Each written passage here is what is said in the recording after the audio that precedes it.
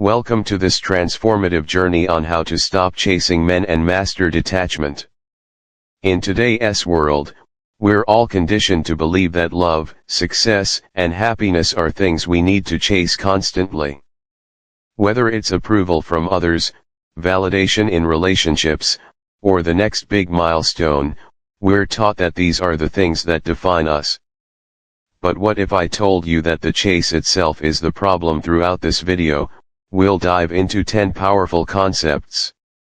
We'll begin by exploring the illusion of the chase, why we're all chasing something and how it's deeply rooted in societal and internal pressures. We'll pull back the curtain on love and relationships to understand the true forces driving us, and how detachment isn't just a tool for personal growth, it's a radical act of freedom. From there, we'll discover how this chase is part of a bigger cultural system designed to keep us dependent on external validation. We'll talk about the mirror of validation, how our search for love mirrors our need for approval in other areas of life. We'll then challenge the idea of detachment itself, questioning if it's possible to ever truly break free from the need to chase. As we continue, we'll show you how real fulfillment often comes from the things we overlook while chasing, and how to break free from the chains of expectation. You'll hear powerful stories of those who have embraced detachment and found peace, purpose, and unexpected joy.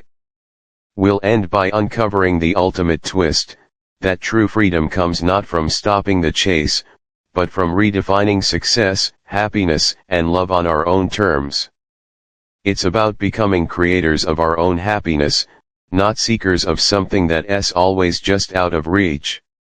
Ready? Let's dive in and unlock the secrets to mastering detachment, embracing your true power, and finding fulfillment on your terms. 1. The illusion of the chase. The chase, an invisible force we've all felt but rarely question. It starts subtly, often disguised as romantic ideals, the thrill of pursuit, the butterflies of infatuation, the promise of love as the ultimate prize. Society romanticizes this pursuit, weaving it into fairy tales, rom-coms, and even advice columns. Play hard to get, they say. The right one will chase you if you're worth it. But beneath this glittering facade lies a quiet desperation. The chase isn't just about finding love, it's about seeking validation, proving one's worth, and escaping the fear of being unchosen. Every swipe on a dating app, every carefully curated Instagram post, every overanalyzed text message, each act becomes a brick in the fortress of the chase. Why does it feel so urgent? Why does the absence of pursuit often feel like failure? Because we've been conditioned to equate being wanted with being valuable. The chase exploits insecurities we may not even know we have, turning the desire for connection into a relentless competition. The illusion becomes complete when we mistake chasing for loving. The harder we try, the more elusive love seems, as though we're sprinting toward a finish line that keeps moving further away. And yet, many of us cling to the belief that if we just chase hard enough, we'll finally win the prize. But what if the chase isn't what it seems? What if it's not about finding love at all, but about keeping us distracted from something deeper, something more insidious? This chapter sets the stage for a revelation that will unravel not just the mechanics of the chase but its true purpose. The question isn't just why we chase, but who benefits when we do too. Behind the curtain of love.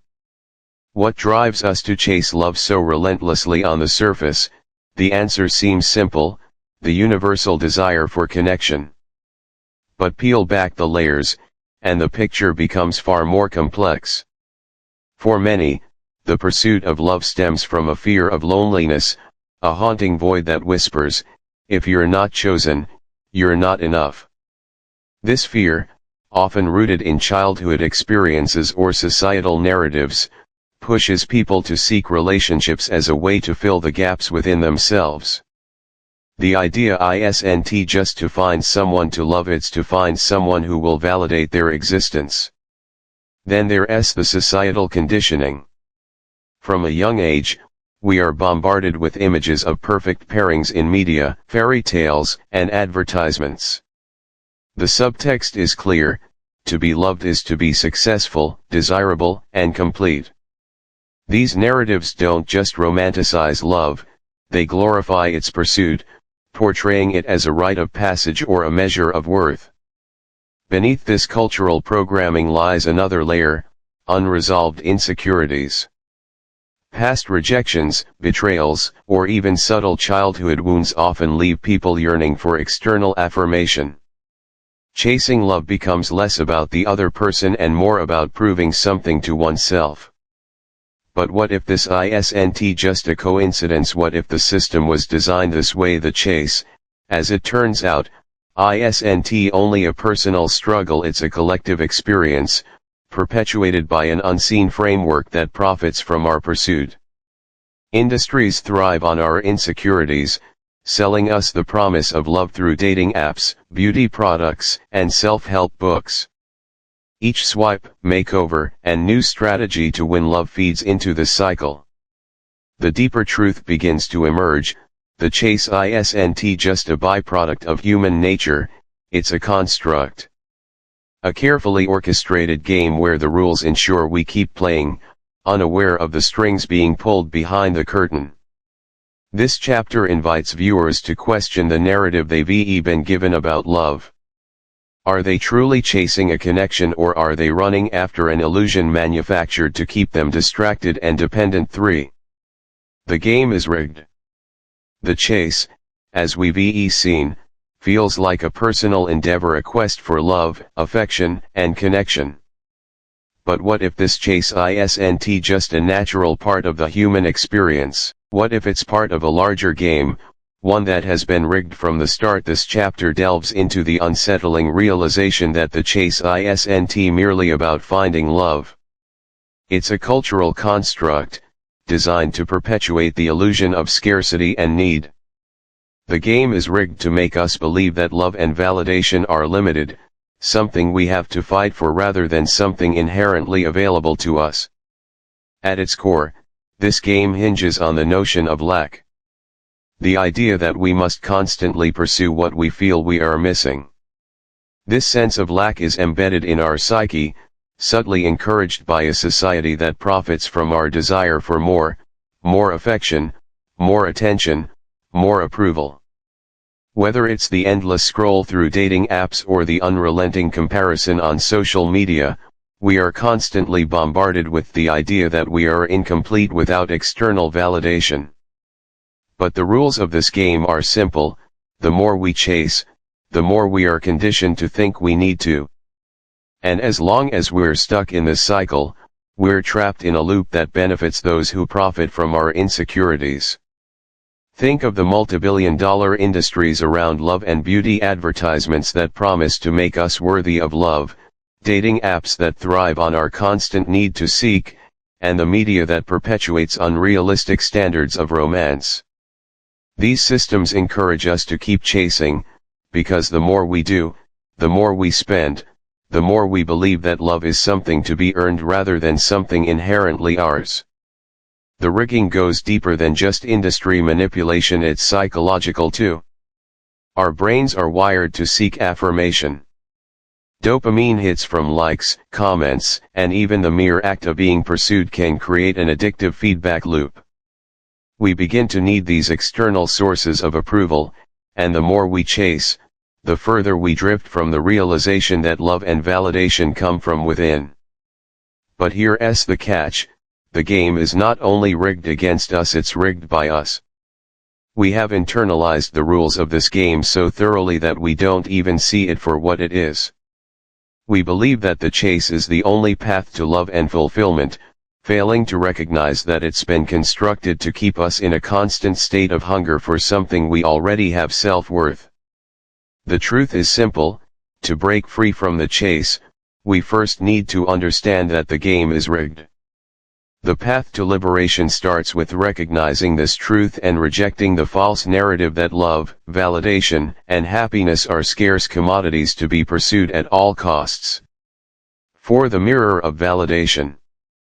We chase love, affection, and approval from others as if these things define our worth.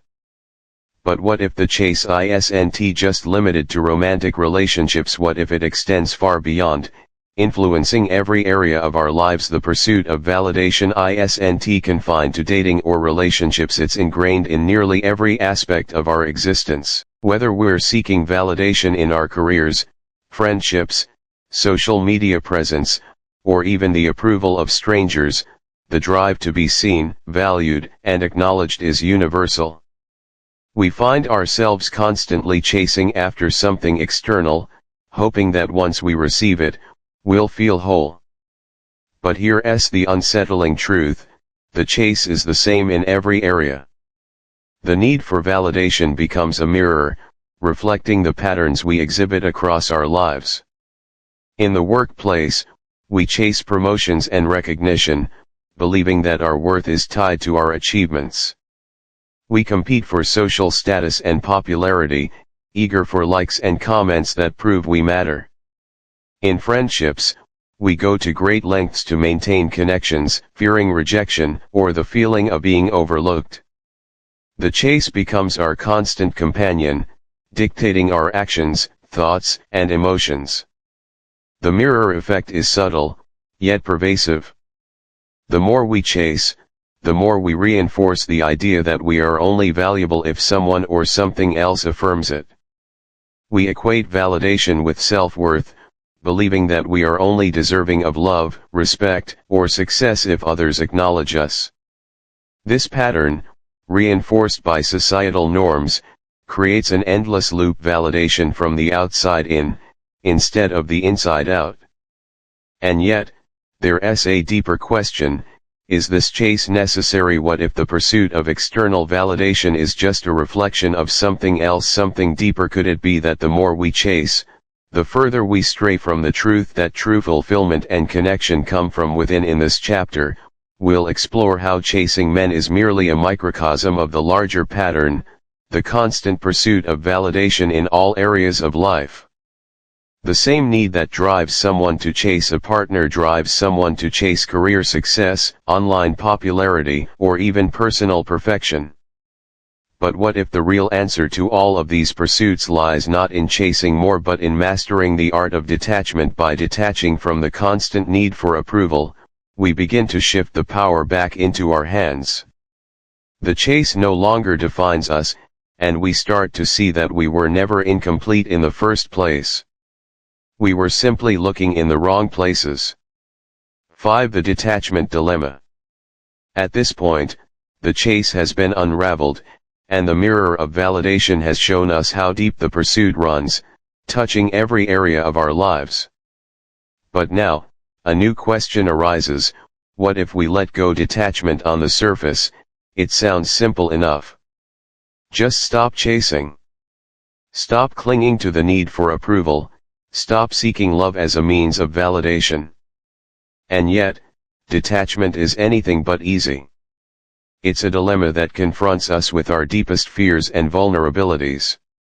The very idea of letting go feels like losing a part of ourselves. Without the chase, who are we? Detachment is not just about stepping away from romantic pursuits, it's a radical shift in how we approach life itself. In a world that thrives on connection, collaboration, and external acknowledgement, stepping away from the constant chase can feel like an act of rebellion. It is as if we are rejecting the very foundation upon which society is built: the idea that we are only worthy if we are desired, needed, or chosen. But here's the catch: detachment doesn't mean apathy or indifference. It's not about shutting ourselves off from love, relationships, or meaningful pursuits. Detachment is about reclaiming power: the power to choose, to act from a place of fullness rather than need. It is about understanding that we are complete in ourselves, and our worth is not determined by what we chase, but by what we already possess within. This is where the dilemma begins. To detach is to question everything we've been taught about love, success, and happiness. It challenges the deeply ingrained belief that we must always strive, always chase, and always yearn for something more, The moment we release that grip, we face the unsettling possibility that we might not need anything to define us. The question looms, are we ever truly free from the chase? The answer is both liberating and terrifying. To master detachment is to let go of societal expectations, but it is also to confront the profound uncertainty of living without the constant pursuit. It forces us to reckon with a deep fear, the fear that if we stop chasing, we might lose our sense of purpose, of direction, of identity.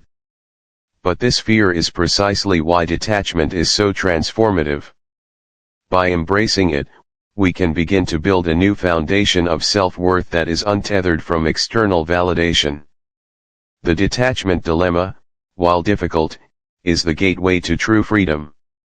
It's the moment we realize that we have been chasing not love, not success, but an illusion of wholeness that was always ours to begin with. 6. The truth about fulfillment. As we venture deeper into the realm of detachment, we are confronted with an uncomfortable truth: the fulfillment we've been chasing all along may not come from where we expect it to. For years, we've been taught that fulfillment is a product of external circumstances: finding the perfect partner, landing the ideal job, accumulating wealth or status, gaining social approval. We've chased these things as though they were the keys to happiness, believing that once we achieve them, we will finally feel whole. But as we begin to detach, we open ourselves to a radical possibility. Fulfillment doesn't come from the pursuit, it comes from the space we create when we stop chasing. It arises from the things we once neglected while running after external validation. Consider the stories of people who have stepped away from the chase. Individuals who, for years, sought perfection in their relationships or careers, only to realize that in doing so, they had neglected the very things that nourished their soul's self-care, creativity, passions, personal growth. When these individuals finally stopped chasing, they found something unexpected. They were able to reconnect with themselves in ways they hadn't since they were children, before the world taught them that happiness was something to be earned. Take, for instance, the story of Emily, a successful entrepreneur who had spent the better part of her life chasing recognition in her field. For years, her self-worth was tied to the applause of others, the validation that came from external achievements. Yet, no matter how much she accomplished, she always felt empty. One day, she decided to detach. She stepped away from the rat race, took a sabbatical, and focused entirely on herself. What she discovered in that time was astonishing. Emily didn't just rediscover her love for painting, something she had long forgotten. She found herself writing poetry late into the night, something she hadn't done since her teenage years. The fulfillment she had been seeking externally was right there inside her, waiting to be acknowledged. She realized that true joy didn't come from the hustle or from being constantly validated. It came from allowing herself the space to be, to create, and to simply exist without the pressure of chasing anything. This story isn't unique. It's a reflection of what happens when we stop running. Fulfillment, in its purest form, is an internal state. It's the result of letting go of the false belief that we need external validation to feel worthy. The paradox is that when we stop chasing fulfillment, it finds us, not because we've earned it, but because we've allowed ourselves to experience life on our own terms. The twist here is that the chase was never about love or approval, it was about avoiding the discomfort of facing ourselves. Fulfillment lies not in what we have or what we do, but in who we are when we are free from the pursuit. When we let go of the need to constantly chase, we uncover the profound truth: we were never empty. We were simply looking in the wrong places. 7. The chains of expectation. As we explore detachment, we come face to face with a harsh reality: the expectations placed on us, both by society and by ourselves, are not just abstract ideas, they are chains that bind us. These expectations, often invisible and insidious, form the foundation of the chase. We are taught from a young age that we must meet certain standards to be worthy of love, success, and happiness. But what happens when we challenge those expectations in relationships? These chains are particularly potent. The pressure to conform to societal ideals of romance, the belief that love should follow a specific script of meeting, dating, committing, and marrying creates an endless cycle of striving for something that may never feel truly fulfilling. We chase the notion of perfect love, which is often dictated by unrealistic standards set by movies, books, and media. We are led to believe that a relationship should fulfill us in ways that no single person ever could. When we chase love under these conditions, we are not pursuing an authentic connection, but rather a fulfillment of a deeply ingrained expectation. But these chains extend beyond romantic relationships. In the workplace, we are bound by the expectation of climbing the ladder, of constantly achieving more to prove our worth. In friendships, we chase the expectation of being accepted, of maintaining a facade of happiness, success, and stability. On social media, we chase the expectation of perfection, curated images of a life that often feels more like a performance than reality. The toll is emotional, mental, and even physical. These expectations are not just external, they are internalized, and often, we don't even realize how much power they hold over us. We start to believe that we must live up to these expectations, not because we genuinely want to, but because we fear the consequences of not meeting them: rejection, failure, or loneliness. We think we must constantly prove ourselves to be worthy of love, success, and happiness. Breaking free from these chains is no easy task.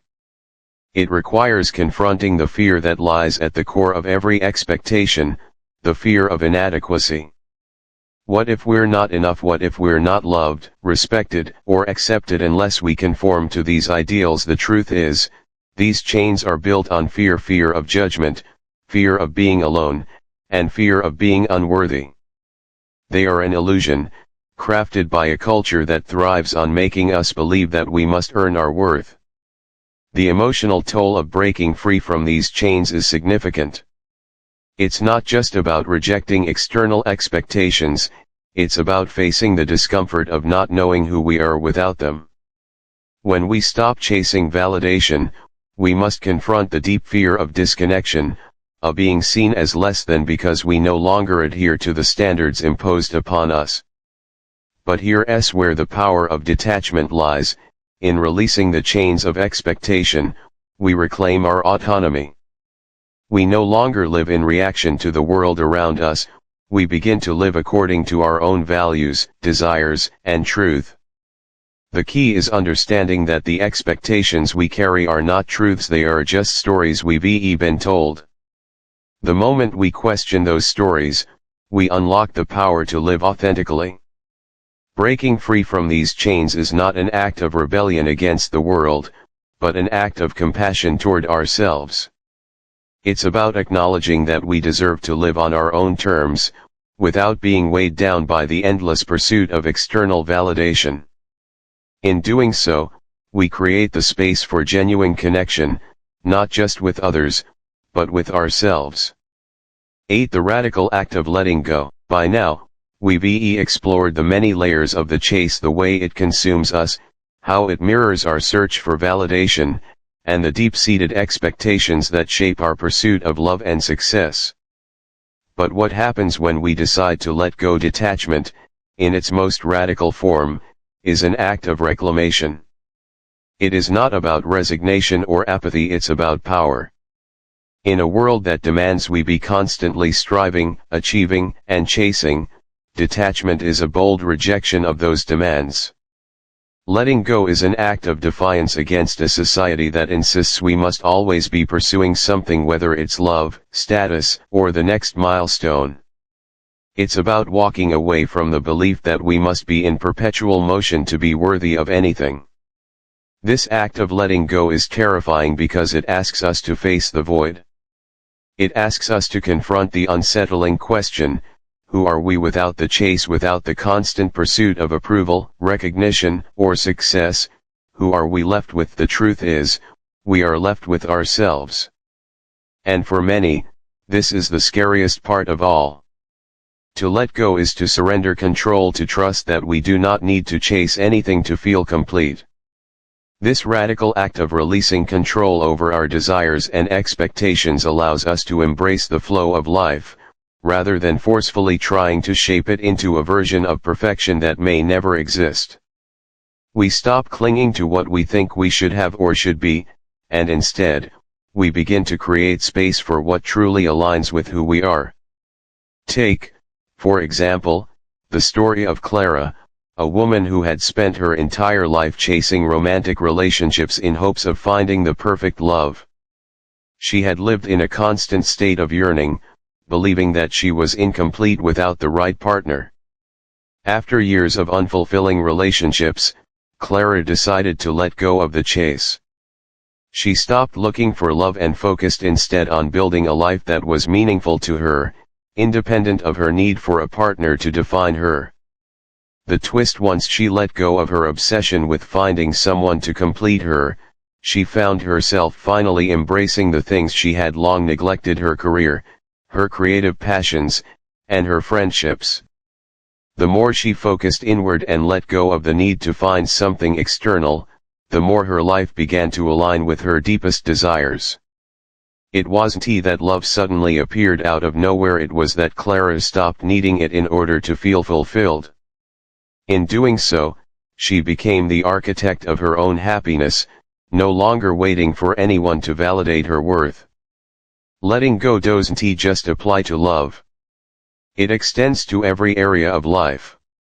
When we stop chasing success for the sake of external validation, we create the freedom to pursue what truly excites us, not what we think we should want. When we stop seeking approval from others, we find the courage to express our true selves, unafraid of judgment. The radical act of letting go is about trusting that we can exist fully and completely, without the need to constantly chase or prove our worth. It's a declaration that we are enough, just as we are. This shift can feel like a profound loss at first, but it is, in fact, the most freeing experience of all. Letting go doesn't mean giving up on life, it means giving up on the need to control every outcome. It means surrendering to the flow of life and trusting that when we stop chasing, everything we truly need will come to us. The radical act of letting go is not just about love, success, or approval. It's about learning how to exist in a world that encourages us to chase endlessly, without ever finding fulfillment. When we let go, we stop being defined by the things we're chasing, and instead, we begin to define ourselves. 9. The shift, from seeking to being. For so long, we have lived in a constant state of seeking. We chase love, approval, success, recognition, believing that these external things will finally give us the peace and fulfillment we crave. But in the process, we forget the most important truth of all: we are not defined by what we seek, but by what we already are. Mastering detachment is not just about letting go, it's about shifting from a mindset of seeking to one of being. When we stop chasing, we create the space to simply exist. No longer tethered to the need for external validation or constant striving, we can discover the power of being present with ourselves in the here and now. This shift isn't just a mental one, it's a deep, existential change. When we are constantly seeking, we live in a state of lack, as if something is missing from our lives. We feel incomplete, always reaching for something just out of our grasp. But when we begin to embrace being, we recognize that we are already whole. We stop waiting for life to give us permission to feel worthy, and we start to live with the understanding that we are enough, just as we are. Think of the journey of Jacob, who spent most of his adult life seeking the perfect career, the perfect relationship, the perfect life. No matter how much he achieved, he always felt a nagging sense of emptiness. It was as if no accomplishment, no validation, could ever fill the void inside him. Then came a turning point. Jacob decided to step away from the constant pursuit of external success. He stopped chasing promotions at work, stopped striving for the approval of his friends and family, and took a sabbatical to focus on himself. During this time of detachment, something incredible happened. He stopped seeking. Instead of feeling lost or aimless, Jacob began to embrace the stillness. He rediscovered his love for writing, something he had abandoned long ago in the pursuit of career advancement. He reconnected with nature, taking long walks in the woods, appreciating the quiet beauty around him. No longer burdened by the need to prove himself, he realized that the happiness he had been seeking all along was not in the next job, the next achievement, or the next relationship. It was in simply being present in the moment. This shift from seeking to being begins to unlock a new way of living. It's not about finding something that will make us feel complete, but about realizing that we are already whole. In this state, we become creators of our own happiness. We stop searching for external sources of validation and start cultivating our own sense of fulfillment. Being doesn't mean passivity, it means actively engaging with life in a way that is grounded in the present moment. It means giving ourselves permission to experience joy, peace, and satisfaction without needing to chase them. It's about recognizing that we are worthy of love and fulfillment right now, and not because of something we will achieve in the future. The shift from seeking to being also leads us to a profound understanding of connection. When we stop chasing approval from others, we open ourselves to more authentic relationships.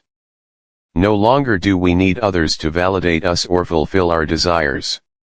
Instead, we begin to attract people who resonate with our true selves, people who see us as we are, without the need for performance or pretense.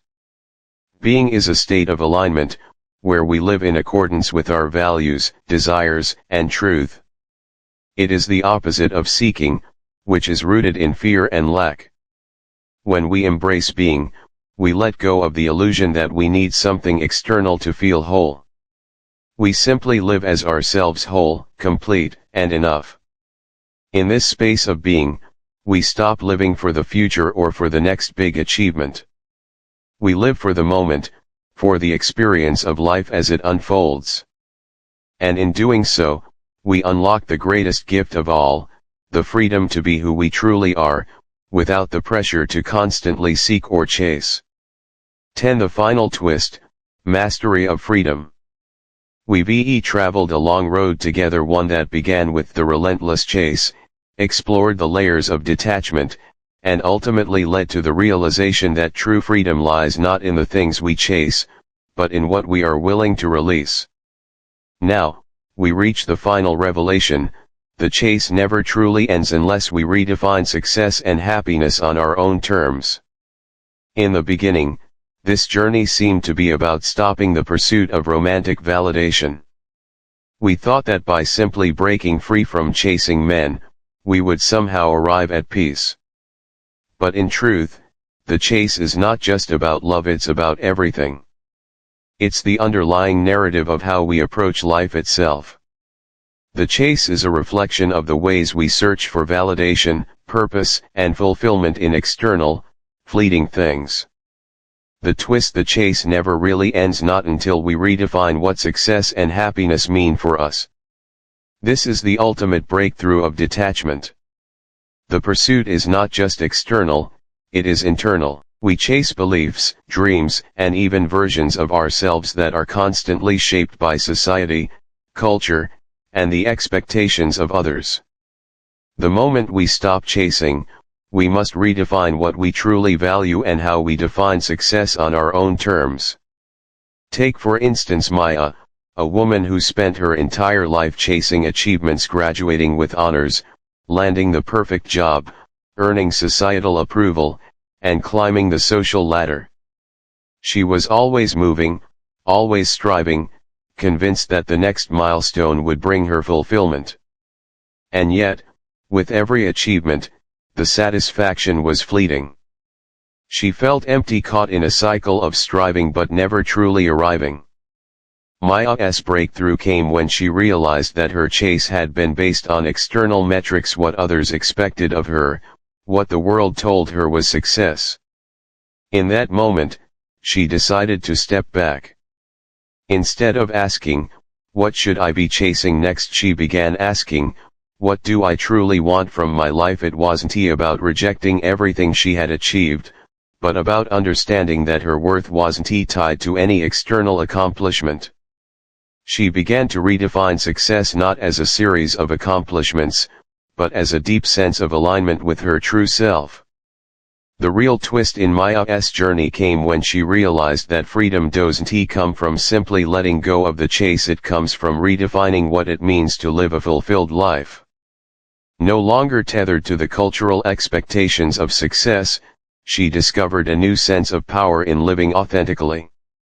Her definition of happiness was no longer based on what she was achieving, but on how she was feeling and being in the present moment.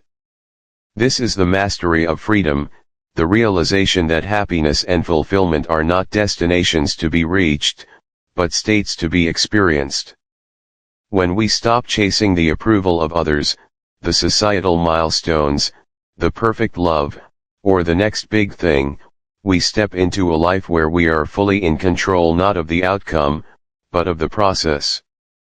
We stop living for the future and start living for the now, knowing that our worth is inherent, not contingent on anything external.